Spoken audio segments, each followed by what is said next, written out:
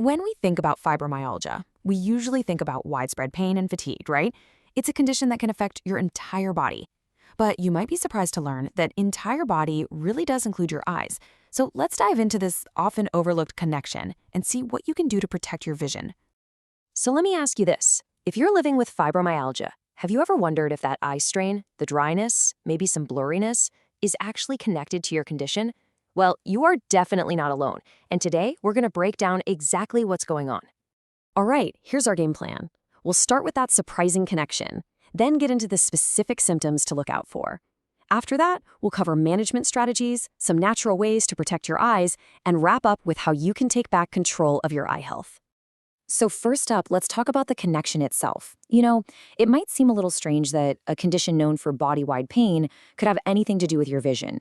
But trust me, it's a very real link, and it's one we really need to understand.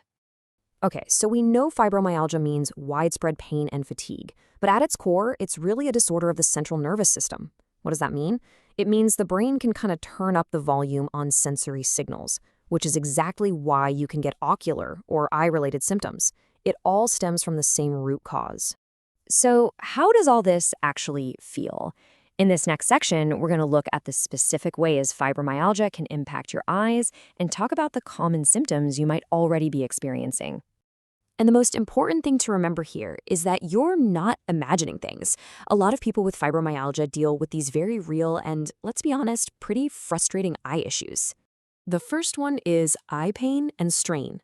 Now, what's really fascinating here is the cause. It's not a problem with your eyeball itself. Nope. It's an oversensitivity of the muscles that control your eye. This is a classic fibromyalgia thing. It's just happening in a very specific and kind of unexpected place. Next up is a big one, sensitivity to light.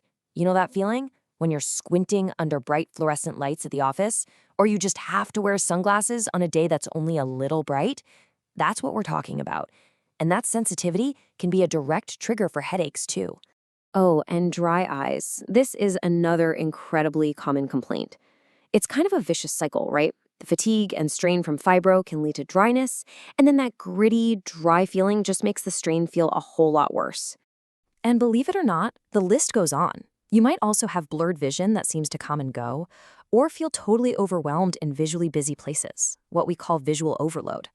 Or even that super annoying feeling like there's an eyelash or something stuck in your eye when there's nothing there.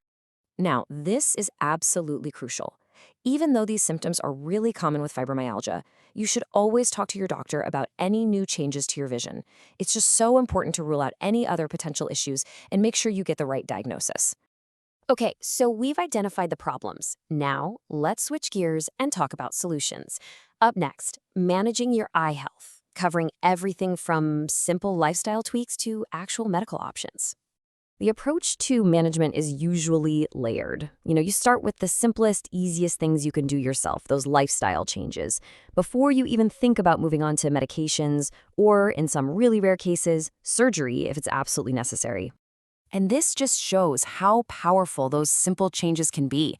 We're talking about easy stuff, wearing sunglasses outside, being mindful of your screen time, taking regular breaks, the 20-20-20 rule, and just using some good old artificial tears can bring so much relief. So beyond just managing symptoms day to day, how can we be proactive about this? Let's get into some natural ways you can protect your vision long term, just by building some empowering daily habits.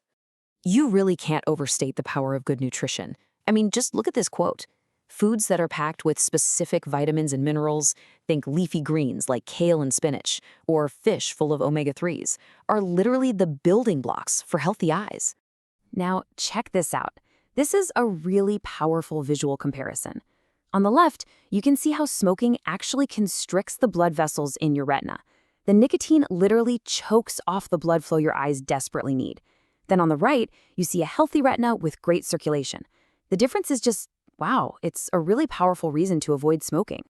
And beyond what you eat, other simple habits can make a huge difference.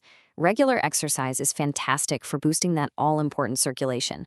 Wearing protective eyewear for sports or even just yard work is a no-brainer.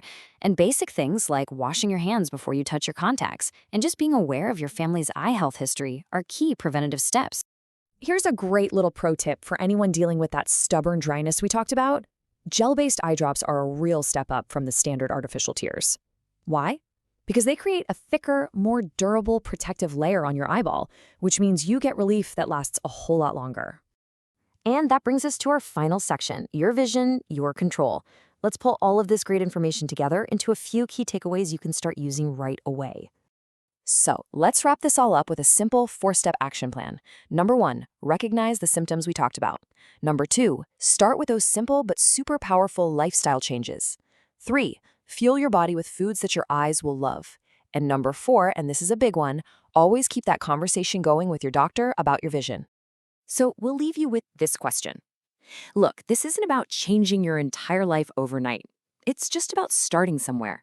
So what's one small, totally manageable step you can take right now, today, to start protecting your vision?